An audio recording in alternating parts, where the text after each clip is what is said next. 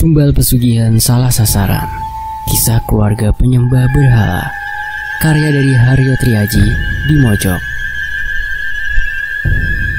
Keluarga itu kompak untuk mengikat kontrak tumbal dan pesugihan. Namun, kisah mereka berkelok tajam tak terduga di ujung nyawa. Tidak hanya warga sekitar yang menyimpan kecurigaan itu. Saya rasa hampir semua orang di kota ini menyimpan pertanyaan yang sama. Bagaimana bisa keluarga yang awalnya begitu melarat menjadi super kaya dalam hitungan minggu? Sebuah pola lama yang terus terjadi. Cerita lama yang tak akan habis diceritakan sepanjang keturunan Adam dan Hawa. Pagi sebelum kisah ini, saya tuliskan kabar meninggalnya anggota keluarga super kaya itu sampai di telinga kami. Saya, istri dan mertua saya diam sejenak setelah mendengar kabar itu. Konon, salah satu anggota keluarga itu meninggal karena kecelakaan tunggal. Namun dugaan tentang tumbal pesugihan lebih dominan ketimbang kabar yang beredar. Keluarga super kaya yang saya maksud adalah sebuah keluarga kecil yang dulu bisa dibilang melarat. Keluarga itu beranggotakan 5 orang. Barjo, Pak Marno sebagai kepala keluarga, anak dari Mbak Rejo. Kemudian Mardi dan Kasan, anak dari Pak Marno, dan Lek Sardi, adik dari Pak Marno. Istri Pak Marno dikatakan sudah meninggal sejak lama. Konon kemiskinan membuat istri Pak Marno stres lalu meninggal. Tak ada yang tahu kebenarannya. Barjo sudah berusia 82 tahun. Sudah dipanggil Mbah Buyut oleh tetangga dekat.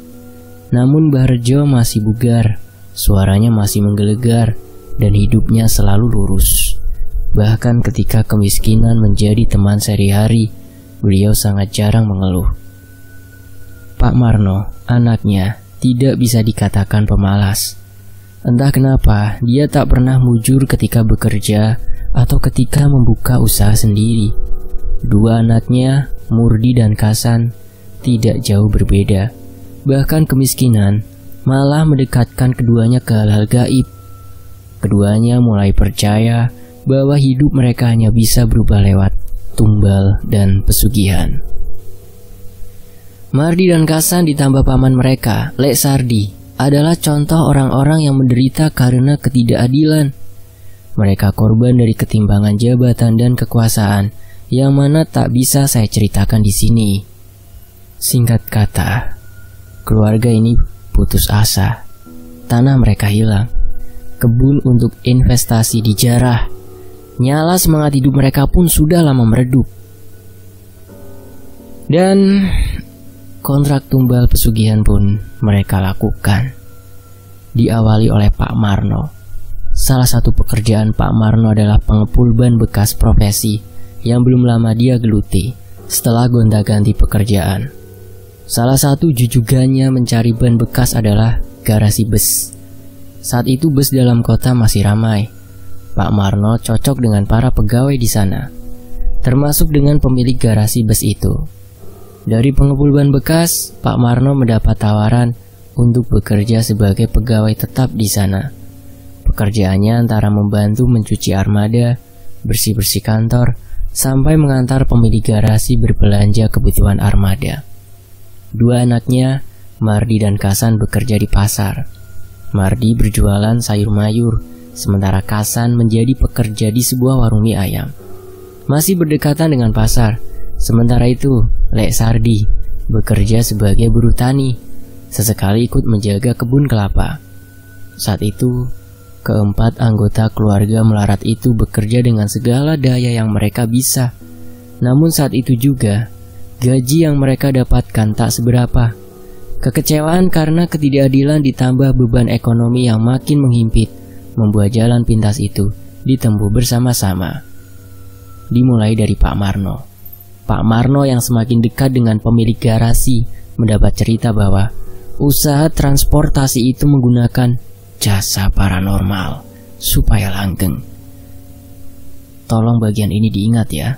Jasa paranormal hanya digunakan supaya usahanya bisa terus bertahan. tidak mengincar keuntungan sebesar-besarnya dalam waktu singkat. Kenapa begitu? Kalau bisa langsung sukses, bukannya kedepannya lebih enak? Tanya Pak Marno kepada pemilik garasi. Maaf, saya tidak diizinkan menuliskan nama beliau di sini ya. Dan pemilik garasi menjelaskan secara singkat. Intinya, jika ingin mengincar kesuksesan dalam waktu singkat, tumbal yang dituntut sudah tak masuk akal, yaitu nyawa. Lebih baik ambil paket standar daripada nyawa hilang. Konsep pesugihan adalah mengambil rezeki dari keturunan yang akan datang. Menurutnya, itu aja udah cukup menyiksa, tak perlu berlebihan. Suatu kali, pemilik garasi pernah mengajak Pak Marno menemui paranormal yang menjaga pesugihan armadanya. Pak Marno banyak belajar dari beberapa pertemuan itu, termasuk ketika mengajak Kasan dan Lek Sardi.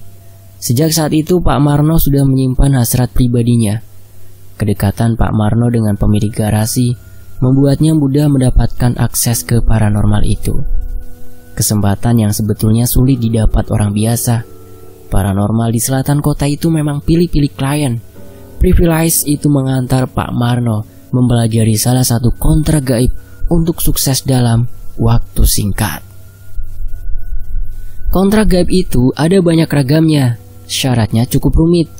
Kalau boleh menyederhanakannya, kontrak itu membutuhkan tumbal nyawa. Tidak harus dari lingkar keluarga, bisa siapa saja, tak memandang siapa, random. Ini salah satu kontrak gaib yang sangat jahat. Pak Marno, dua anaknya dan Lek Sardi sepakat untuk sama-sama mengikat kontrak. Barjo naik pitam ketika tahu keturunannya hendak mengikat kontrak tumbal dan pesugihan demi keluar dari jerat kemelaratan. Barjo tidak terima. Namun, usia memang tak berbohong. Dia tidak berdaya ketika kehabisan nafas telah mengamuk. Barjo malam itu hanya bisa terbaring, menahan sakit di dada karena sesak, menahan kecewa yang begitu dalam kepada anak keturunannya. Dia hanya bisa menangis sembari memohon maaf kepada Gusti Allah. Singkat cerita, keempat orang penuh kekecewaan itu mengikat kontrak gaib. Mereka mulai menyembah berhala, melupakan ajaran Tuhan. Pak Marno semakin dekat dengan pemilik garasi, hingga sekitar 1 bulan kemudian Pak Marno ditunjuk sebagai kepala garasi. Padahal di sana masih banyak pegawai yang lebih mumpuni dan berpengalaman. Penunjukan ini anehnya tak menimbulkan pertentangan. Semuanya damai dan aman.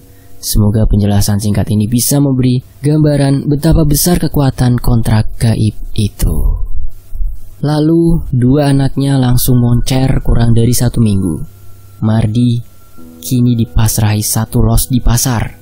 Sementara itu, Kasan mengambil alih usaha mie ayam, di mana dia sebelumnya cuma sebatas pegawai.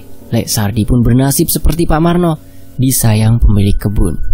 Lek Sardi bahkan dijanjikan mendapat sertifikat dari sebagian kebun yang kelak akan sepenuhnya jadi miliknya. Seperti yang saya ceritakan di atas ya, hanya dalam hitungan minggu, kata melarat sudah menjauh dari keluarga Pak Marno. Hidup mereka berubah drastis. Masing-masing mendapat kontrak yang berbeda. Pak Marno dan Lek Sardi mendapat kontrak pengasih dan pemikat. Mardi dan Kasan mendapat kontrak pesugihan penarik uang atau anak bajang dan kesaktian. Kontraknya boleh berbeda, tapi syaratnya tetap sama, yaitu tumbal nyawa. Dalam hitungan minggu, mereka bisa dibilang sudah kaya jika dibandingkan tetangga dan nasib mereka yang dulu. Dalam hitungan tahun, Pak Marno sudah menjadi pemilik garasi bus itu. Dulu armada Pak Marno sempat merajai jalanan di kota ini sebelum amblas karena tumbal salah sasaran. Mardi menjadi distributor sayuran segar ke beberapa provinsi. Kasan masih berjualan mie ayam yang rasanya jauh dari kata enak, tapi bisa membangun beberapa kontrakan dan tanahnya tersebar di beberapa kecamatan. Lek Sardi menjadi pemilik puluhan petak sawah dan kebun kelapa. Bahkan dalam waktu dekat, greenhouse Lek Sardi sudah selesai dibangun. Demikianlah sekilas timeline kesuksesan keluarga Pak Marno dalam waktu singkat. kini kita masuk ke bagian tragedi yang dimulai dialami keluarga kecil ini. Jadi, anggota keluarga yang baru saja meninggal adalah Kasan. Salah satu berkah dari kontrak yang dia terima adalah kesaktian. Kelebihan ini membuat Kasan cukup percaya diri untuk menjadi seorang paranormal. Selama beberapa bulan, Kasan memang mulai kedatangan banyak tamu untuk memakai jasanya. Sore kemarin, Kasan mendapat telepon. Salah satu kliennya bersedia memenuhi syarat penggadaan uang. Warga melihat Kasan keluar rumah mengendarai hardtop, mobil kesayangannya. Wajahnya nampak sumringah. Dia menyapa warga yang tengah berkumpul di pos ronda. Katanya mau menjemput rezeki. Malam harinya, keluarga Pak Marno dikagetkan dengan telepon dari polisi yang mengabarkan bahwa Kasan mengalami laka lantas di dekat jalur provinsi. Tidak ada luka luar, padahal hardtop yang dia kendarai ringsek di bagian depan. Namun kata orang, organ dalamnya hancur. Terlihat dari tubuhnya yang berubah jadi berwarna ungu. Saya tidak paham. Mulai saat itu, desas-desus soal tumbal mulai terdengar. Ada yang menduga bahwa Kasan dijadikan tumbal oleh saudaranya sendiri. Pasalnya, selama beberapa minggu terakhir di jalan desa, sering ada uang jatuh. Karena terlalu sering, warga menjadi curiga. Jangan-jangan itu uang tumbal yang akan mencelakakan siapa saja yang memungutnya. Dan jika dipikirkan lagi, hanya keluarga Pak Marno yang punya kekuatan seperti itu. Kelebihan yang sudah menjadi rahasia umum dan meresahkan. Pasalnya beberapa bulan yang lalu, 2 warga desa meninggal dunia karena memungut dan menyimpan uang tumbal. Katanya, 2 warga itu meninggal karena COVID-19. Namun tak ada yang percaya karena keduanya termasuk warga yang jarang sekali keluar rumah. Pagi tadi Pak Marno dan Mardi lebih banyak diam ketika warga sibuk mendirikan tenda untuk melayat. Sementara itu, Lek Sardi tidak terlihat. Sebuah pagi yang seharusnya muram, tapi hawa yang terasa lebih kepada mencekam, terasa begitu tegang. Sebuah pagi yang ketika hampir beranjak siang, sebuah kegaduhan meledak dari dalam rumah. Beberapa ibu tetangga yang sedang membersihkan rumah berteriak histeris. Mbah Buyut, orang tua yang dicintai warga, Barjo, yang masih bugar di usia 82 tahun, mendadak muntah darah. Dadanya yang tinggal tulang kembang kempis menandakan kesulitan bernafas. Batuk yang terdengar sangat kolosal, diiringi muntahan darah terjadi selama beberapa detik. Barjo seperti kehilangan daya hidup ketika matanya menjadi putih sempurna. Sebelum terjatuh, Barjo sempat berujar, "Ya Allah." Tak ada yang tahu makna ungkapan Barjo. Apakah sebagai bentuk permohonan untuk ampunan, atau kekecewaan yang mendalam kepada anak dan cucunya? Siang tadi, menyusul Kasan cucunya, Barjo meninggal dunia. Dari saku kemeja batik lengan panjang itu, seorang tetangga menarik keluar uang 20 ribuan. Konon pagi tadi, Barjo memungutnya di jalan. Pak Marno dan Mardi berpelukan sambil menangis. Dari dalam bilik, terdengar rawangan getir, disusul teriakan, "Ampun, ampun, ampun." Itu suara Lek Sardi. Lolongannya terdengar menyayat hati. Pemakaman untuk 1 orang berubah menjadi 2. Ratapan dari Pak Marno dan Mardi mendominasi. Kehilangan Barjo nampaknya tidak masuk dalam rencana tumbal mereka. Sementara itu dugaan soal tumbal dan pesugihan masih menjadi pembicaraan warga yang datang melayat. Apakah tragedi itu sudah usai? Tunggu dulu. Tepat tengah hari, warga mulai heboh. Beberapa pini sepuh atau orang tua desa mengaku melihat sosok Dewi, istri Pak Marno yang katanya sudah meninggal sejak lama. Para orang tua itu mengaku melihat Dewi berbaur dengan para pelayat lainnya. Ada juga yang mengaku melihat Dewi di dalam dapur sedang membersihkan tungku untuk memasak. Ada juga yang melihat Dewi sedang menyiapkan kain jarik untuk memandikan Barjo. Pak Marno pucat pasi ketika mendapat laporan itu. Mardi diam saja, tak paham dengan apa yang terjadi. Maklum, Mardi masih terlalu bocah ketika ibunya meninggal. Sementara itu, Lek Sardi akhirnya keluar dari bilik dengan raut wajah panik. "Endi Dewi? Endi? Asu!" Makian dan kemarahan Lek Sardi semakin menambah ketegangan di acara layat itu. Selama beberapa menit, Lek Sardi berlari mengelilingi rumah untuk mencari Dewi. Kalau tidak ditahan warga, Lek Sardi sudah meraih pacul hendak dihantamkan ke kepala Dewi kalau ketemu. Masalahnya, Dewi tak ada di sana. Warga yang ikut mencari juga tak berhasil. Hingga pada akhirnya, ketegangan reda dan cerita-cerita spekulasi, rumor mulai merebak. Kenapa Kasan meninggal? Kenapa Mbah Rejo mati mendadak? Kenapa Dewi muncul? Siapa yang menumbal siapa? Siapa yang menjadi tumbal? Hingga menjelang sore sebelum pemakaman Kasan dan Mbah Rejo, pertanyaan itu tak terjawab. Pak Marno dan Mardi ikut berjalan di belakang rombongan pelayat yang mengantar 2 jenazah menuju kuburan desa. Lek Sardi sibuk menatap jalanan desa ketika tiba-tiba dia muntah darah. Matanya memutih dan terjatuh sambil bergumam, "Ya Allah, kali ini tak ada uang tumbal 20 ribuan yang tersimpan di baju Lek Sardi." Arus pelayat terhenti. Ketegangan kembali terbangun. Hari ini, warga menguburkan 3 jenazah yang masih satu keluarga. Kami tidak tahu harus bagaimana selain menguburkan mereka secara layak. Pak Marno dan Mardi tak lagi berjalan berdampingan. Keduanya saling menjauh dan terlihat sangat waspada. Sore dan gerimis mengantar pelayat kembali ke rumah duka. Warga memutuskan mengantar dan menjaga Pak Marno dan Mardi. Sampai di rumah duka, di sudut kanan rumah, di bawah kanopi, tampak sosok Dewi yang menjadi misteri itu. Saya tak tahu sejarah Dewi dan desa ini, namun warga seperti histeris melihat kedatangannya. Ada yang berdoa, ada yang menyebut nama Allah, ada yang memaki, ada yang terdiam saja. Mardi ikut terdiam. Dia sibuk mengamati sosok ibunya yang konon sudah lama meninggal. Pak Marno juga terdiam. Matanya berkaca-kaca. Dia bergumam, "Ampun, ampun, ampun." Disusul, "Ya Allah." Sebelum muntah darah dan ambruk. Pak Marno belum meninggal. Dia cuma kehilangan kesadaran.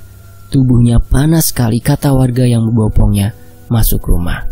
Mardi masih terdiam ketika dia bergumam, "Emak." Bini sepuh desa menangis jadi-jadinya. Sosok Dewi tak lagi terlihat. Saya pulang dengan 1000 pertanyaan. Selesai. Demikianlah sebuah pengalaman yang dituliskan oleh Haryo Triaji di Mojok.